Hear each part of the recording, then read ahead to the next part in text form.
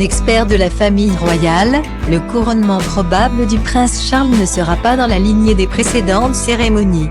En cause, Le 2 juin 1953, les regards du monde entier se tournent vers l'abbaye de Westminster où 200 personnes sont réunies. Environ 277 millions de personnes se sont assises devant leur poste pour assister au couronnement de la reine Elisabeth II. Alors que la télévision vit ses premières heures de gloire 70 ans plus tard. Les choses ont bien changé. Alors que la fin de règne de la reine se rapproche un peu plus chaque jour.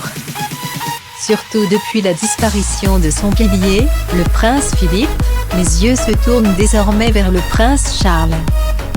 À 72 ans, le mari de Camilla Parker Bowles pourrait enfin monter sur le trône.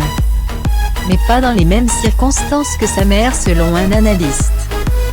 Ian Lloyd, auteur et expert de la famille royale et notamment de la vie du prince Charles, estime que le couronnement de ce dernier ne sera pas du tout aussi fastueux que celui d'Elisabeth.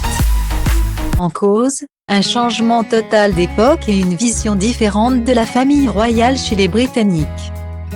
Notamment vis-à-vis des dépenses. Je pense que ce sera bien plus petit, plus simple que le couronnement de la reine en 1953. Je ne pense pas que les gens accepteraient une cérémonie de cette ampleur, a déclaré l'expert à l'Express.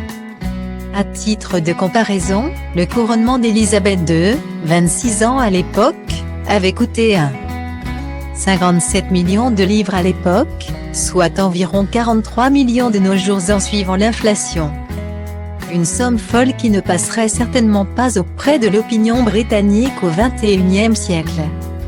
Surtout avec une crise du coronavirus qui a laissé des traces économiques dans le pays. Charles va-t-il devoir jouer la carte de la simplicité,